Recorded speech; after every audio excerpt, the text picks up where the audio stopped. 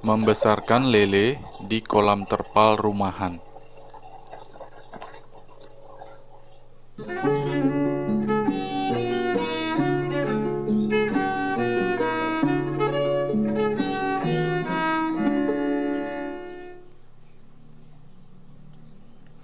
Sebelum mencoba di kolam terpal, saya belajar membesarkan lele di dalam tong plastik.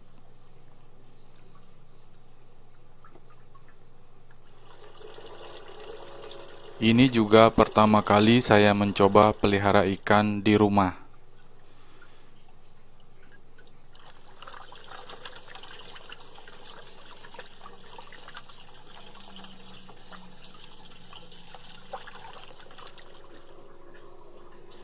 Membuat alas kolam atau pondasi agar mudah membuat kemiringan dan drainase.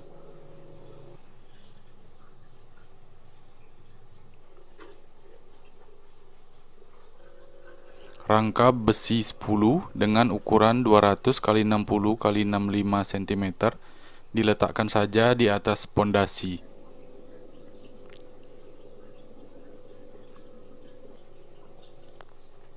Dinding dari bilah bambu yang diraut halus diikat dengan kabel tis.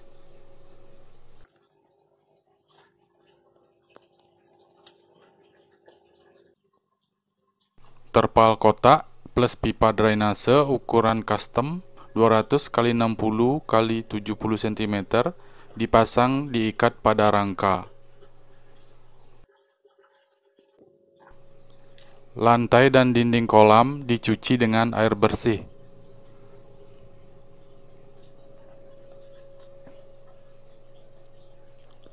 Kolam diisi air dengan ketinggian 30 cm.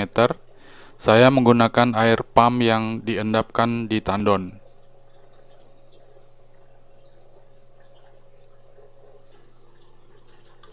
Air ditaburi garam krosok atau garam kasar sebanyak 3 genggam penuh.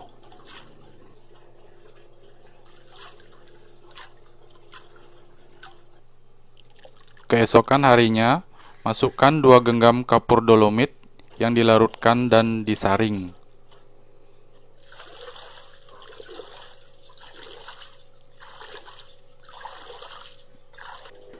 Keesokan harinya lagi, masukkan 250 ml probiotik dan 500 ml larutan gula merah.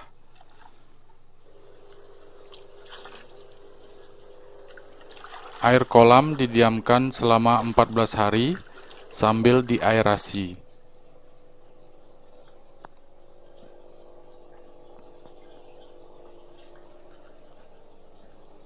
Setelah 14 hari, saya tebar benih lele sangkuriang ukuran 3-5 cm sebanyak 500 ekor.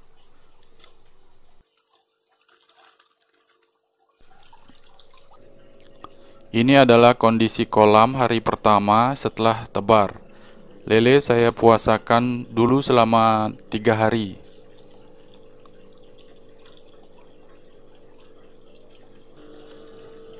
Hari keempat, baru saya beri pakan pelet ukuran min 1. Di stop bila sudah tidak rakus lagi menyambar pakan.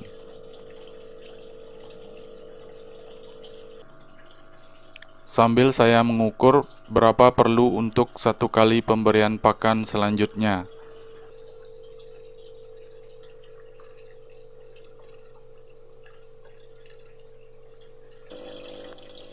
Ada juga benih lele yang mati.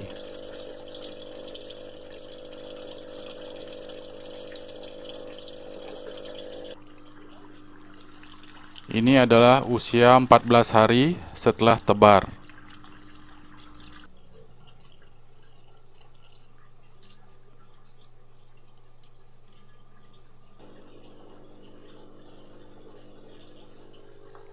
Ini adalah usia 35 hari setelah tebar. Setelah 30 hari ketinggian air, saya tambah 10 cm.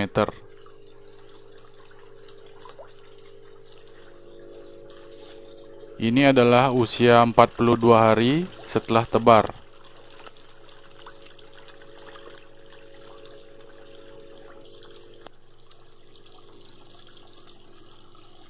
Saya beri makan 2 kali sehari, pagi dan sore.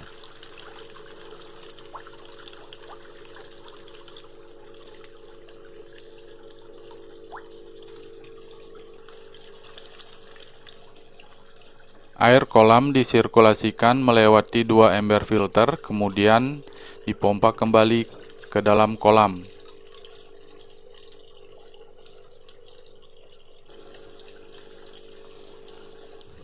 Lele yang banyak semakin besar dan berat, sehingga bagian tengah kolam saya pasang besi penahan.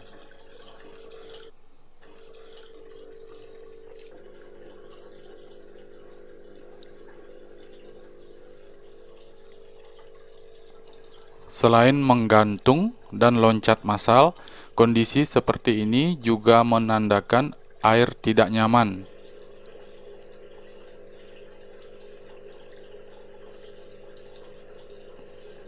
Lele bergerombol di pojok atau sisi kolam seperti ketakutan.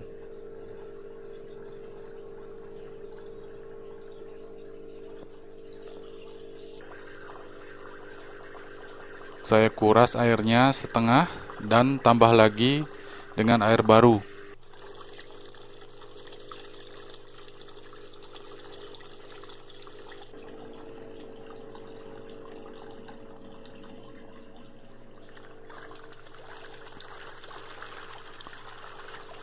Ini adalah usia 54 hari setelah tebar.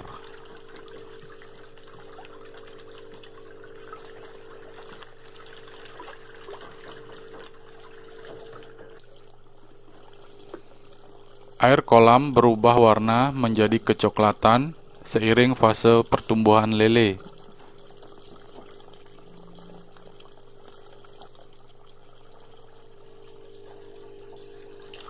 Ini adalah usia 63 hari atau 2 bulan setelah tebar.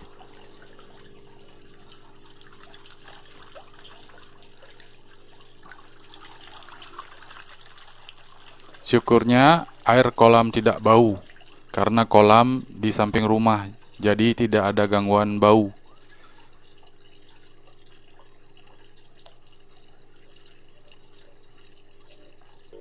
Mungkin karena bakteri probiotik dan kotoran yang tertampung di filter rutin dibersihkan.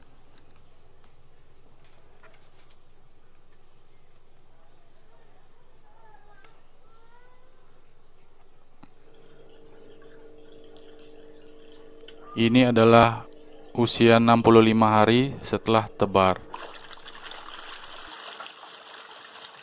Menurunnya nafsu makan lele juga merupakan tanda kondisi air tidak sedang baik-baik saja.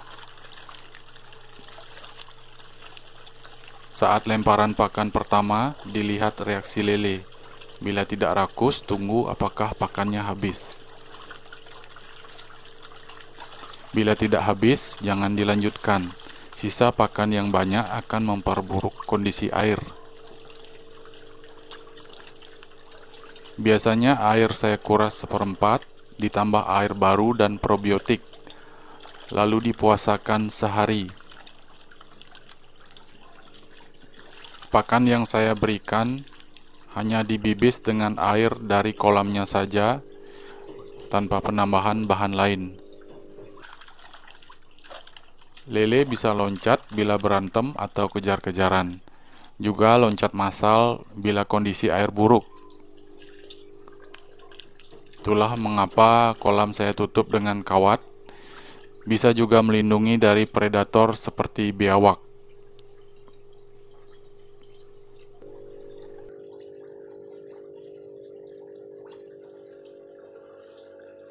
Ini adalah usia 71 hari atau 2,5 bulan setelah tebar.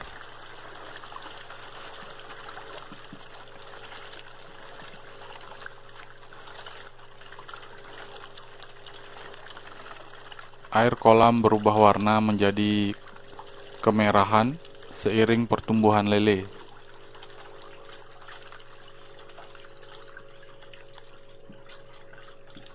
Ada juga yang bilang karena ada jenis bakteri tertentu yang lebih dominan berkembang di dalam air.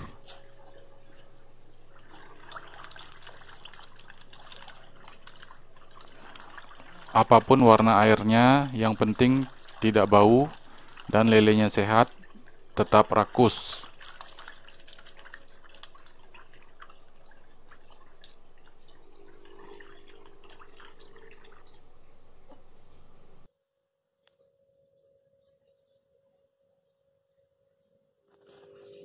Panen tidak sekaligus. Mulai usia 2 bulan sudah ada yang saya jual ke warung sayur, hidup atau bersih.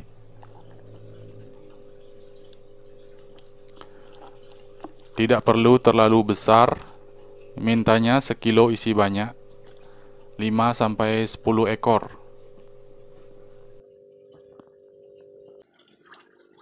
Dan agak susah memang mengambilnya bila tidak dikuras.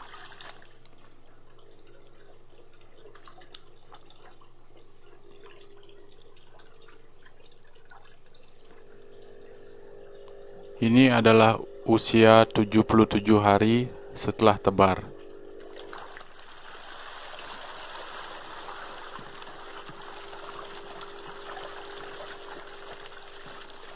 Kematian lele bisa terjadi di usia berapapun.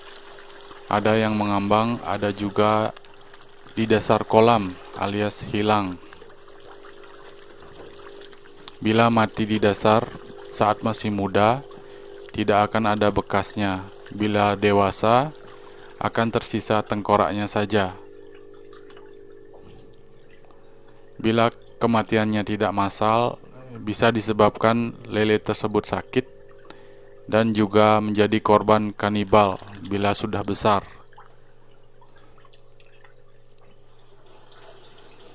Bila hujan, kolam saya tutup dengan atap plastik agar air hujan tidak masuk ke dalam kolam. Air hujan dapat menurunkan tingkat keasaman dan suhu air kolam secara drastis. Apalagi kolam dengan populasi yang bisa dibilang padat ini akan sangat berisiko. Ini sudah saya beri pakan pelet ukuran min 2. Saya membeli pelet eceran di toko pakan ternak.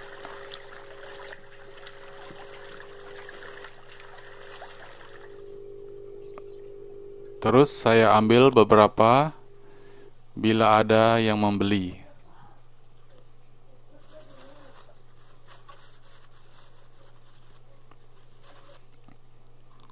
Terutama dimasak untuk konsumsi sendiri sebagai lauk sehari-hari.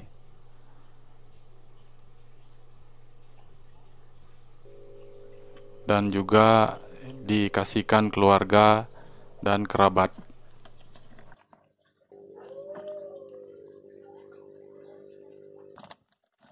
Saya juga mengolahnya menjadi pepes yang saya jual titip tiap pagi di penjual lauk jadi.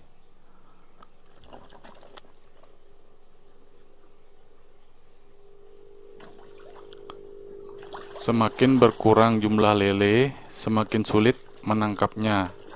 Jadi saya kuras airnya sebagian.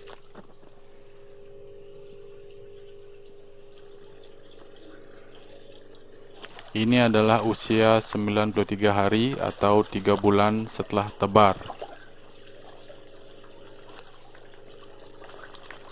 Sampai terakhir, kolam ini menghabiskan 40 kg pakan pelet dan 1,5 botol probiotik.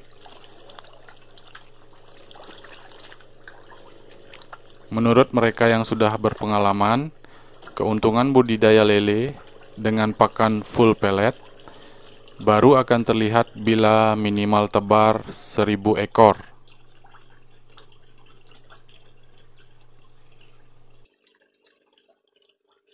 Saya tidak membuat perhitungan bisnisnya, hanya belajar membesarkan dan menjaga lele tetap hidup sampai dipanen.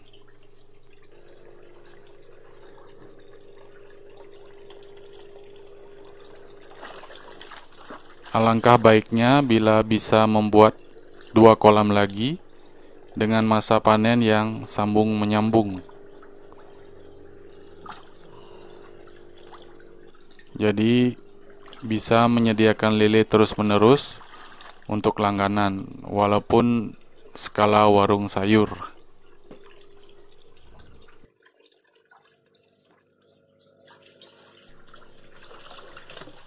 Usia 102 hari setelah tebar, ini adalah panen terakhir. Ini lele yang tersisa setelah diambil-ambil sebelumnya.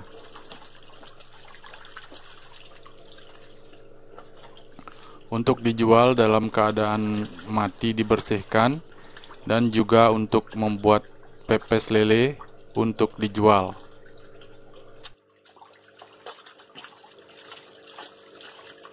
Begitu banyak teori, ilmu, dan pengalaman yang dibagikan di sosial media, tapi bagaimanapun juga harus mencoba sendiri untuk mengetahui tantangan dan peluang sesuai dengan keadaan, tempat, dan waktu masing-masing.